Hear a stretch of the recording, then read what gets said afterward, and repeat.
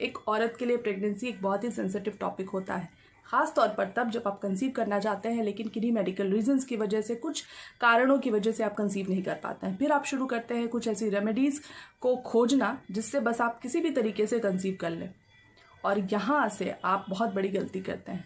आप अपनी कंडीशंस को और ज़्यादा वर्स कर देते हैं। कंसीव करने के जो नेचुरल चांसेस आपके पास होते भी हैं, आप उसको भी गंवा देते हैं। साथ ही कई तरीके के फिर साइड इफ़ेक्ट्स आपको झेलने पड़ते हैं। तो ऐसी गलती प्लीज़ मत कीजिए। आज के इस वीडियो में हीलिंग वेदा पर मैं डॉक्टर रुचि बात करने वाली हूँ आपसे एक ऐसी ही रेमेडी के बारे में जो आजकल बहुत ज़्यादा बताई जा रही है, सजेस्ट की जा रही है कुछ चैनल्स के थ्रू, जिसका ये दावा होता है कि इसके वजह से आपके कंसीव करने के चांसेस बढ़ जाते हैं। स्पर्म के एग तक पहुंचकर उसको फर्टिलाइज करने के चांसेस भी हाई हो जाते हैं अगर आप इस हैक को, इस रेमेडी को फॉलो करते हैं। इसमें बताया जा रहा है आपको मेंस्ट्रुअल कप का यूज़ करना।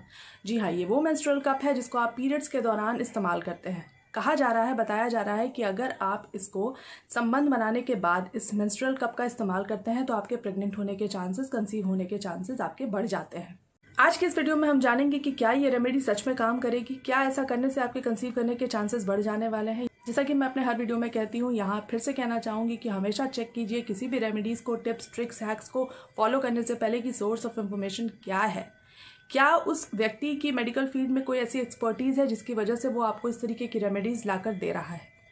आप किस बेसिस पे इन रेमेडीज़ को फॉलो करते हैं। और जब आप इस तरीके की नंबर ऑफ रेमेडीज़ फॉलो कर लेते हैं तब आप डिप्रेशन के भी शिकार हो जाते हैं, और इस स्थिति में आपके कंसीव करने के चांसेस और ज़्यादा कम हो जाते हैं। जो चीज़ आपको आसानी से मिल सकती है उस चीज़ से भी आप बहुत ज़्यादा दूर हो जाते हैं। तो इस तरीके की चीज़ को फॉलो करने से पहले सोर्स ऑफ इन्फॉर्मेशन ज़रूर चेक कीजिए, अपनी भी अक्ल ज़रूर लगाइए। किसी भी चीज़ को फॉलो करने से पहले उसको अपने कसौटी पे भी ज़रूर परख के देखिए, अपने दिमाग से भी उसके बारे में सोच कर ज़रूर देखिए, लॉजिक लगाइए, चीज़ों को डिस्कस कीजिए, डॉक्टर के पास जाइए, उनसे सलाह लीजिए कि क्या इस तरीके की रेमेडीज़ हमारे लिए हेल्पफुल है या नहीं है। वीडियो को पूरा ज़रूर देखिएगा। इन्फॉर्मेशन अगर अच्छी लग जाए तो दूसरों के साथ भी इसको ज़रूर शेयर कीजिएगा। हो सकता है आप किसी की मदद कर दें सही इन्फॉर्मेशन उस तक पहुंचाकर। अगर आपको लगे कि मैं कुछ सही बात आपको बता रही हूँ, कुछ सही जानकारी आप तक पहुंचाने का काम कर रही हूँ, तो चैनल को सब्सक्राइब आप ज़रूर कर लीजिएगा। चलिए आगे बढ़ते हैं और देख लेते हैं इस वीडियो को, ले लेते हैं पूरी जानकारी इस रेमेडी के बारे में। जिस वीडियो की मैं बात कर रही हूँ उसमें यह बताया जा रहा है कि अगर आप कंसीव करना चाहती हैं तो संबंध बनाने के बाद आपको उठना नहीं चाहिए, आपको मेंस्ट्रुअल कप यूज़ करना चाहिए। जिस मेंस्ट्रुअल कप को हम पीरियड्स में इस्तेमाल करते हैं उसको आपको इस दौरान इस्तेमाल करने की सलाह दी जा रही है, और ये भी कहा जा रहा है कि ऐसा करने से सेमाइनल फ्लूइड जो होता है वो बाहर नहीं निकलता है, स्पर्म के यूट्रस को क्रॉस करके फैलोपियन ट्यूब तक पहुँचने के चांसेस बढ़ जाते हैं। मतलब यहाँ पर आप स्पर्म को भी मजबूर कर देंगे और वो भी मजबूर हो जाएंगे, बाहर नहीं आएंगे और अंदर चले आएंगे। मतलब इज़ इट पॉसिबल, क्या ऐसा हो सकता है? होता यह है कि रिलेशनशिप के बाद जब मेल का एजैकुलेशन होता है तो सेमाइनल फ्लूइड का डिस्चार्ज होता है, और इस सेमाइनल फ्लूइड में पाया जाता है एक माइक्रोस्कोपिक जेनेटिक मटेरियल जिसको हम कहते हैं स्पर्म।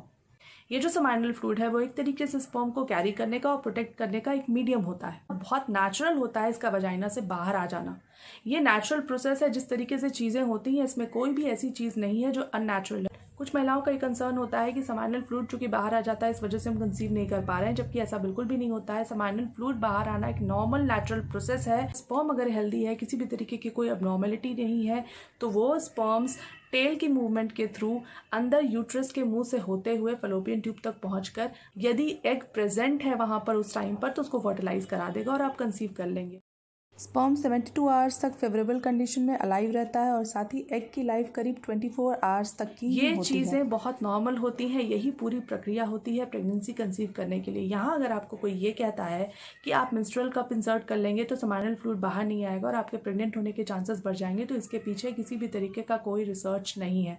जो चीज़ आपको हेल्प कर सकती है यहाँ पर वो ये कर सकती है कि आप कोशिश करें कि इजैकुलेशन के बाद, संबंध बनाने के बाद आप कम से कम 15 मिनट तक लेटे रहें, आप तुरंत नहीं उठे। इसमें भी बहुत ज़्यादा सिग्निफिकेंट चेंजेस नहीं आते हैं आपके कंसीव करने के चांसेस में, लेकिन एक रिसर्च में ये देखा गया है कि कुछ परसेंटेज जो होते हैं वो हाई हो जाते हैं कंसीव करने के अगर आप 15 मिनट तक लेटे रहते हैं। सिर्फ 15 मिनट की मैं बात करी हूँ, उसके बाद आप मूव ऑन कर सकते हैं, आप अपने आप को वॉश कर सकते हैं, आप बाथ ले सकते हैं। तो यहाँ पर मेंस्ट्रुअल कप इंसर्ट करने से जो मेरी प्रॉब्लम है वो ये हो रही है कि जब आप मेंस्ट्रुअल कप इंसर्ट करने का टेंशन लेंगे, आप ये सोचकर इस प्रोसेस के लिए इंडल्ज होंगे, तो आप एक स्ट्रेस में रहेंगे। और किसी भी तरीके का फिजिकल या मेंटल स्ट्रेस अगर आप लेते हैं कंसीव करने के प्रोसेस के दौरान, तो ये आपके कंसीव करने के चांसेस को और ज़्यादा कम कर देता है। मेडिकल साइंस इस बात को मानती है। कई तरीके के एविडेंसेस, कई तरीके की रिसर्च ये शो करते हैं कि अगर आप फिजिकल और मेंटल लेवल पर स्ट्रेस फ्री होते हैं तो आपके कंसीव करने के चांसेस बढ़ जाते हैं। अब आप खुद सोचिए कि क्या ये प्रैक्टिकल है कि उस दौरान आप एक मेंस्ट्रुअल कप लेके रहें और उसके बाद सारे प्रोसेस होने के बाद आप लेटे लेटे उसको अंदर इंसर्ट करें। ये अपने आप में एक बहुत ट्रबलसम और बहुत ही अजीब सा काम है जो आपसे करने के लिए कहा जा रहा है। कहीं से भी प्रैक्टिकल ये चीज़ नहीं है।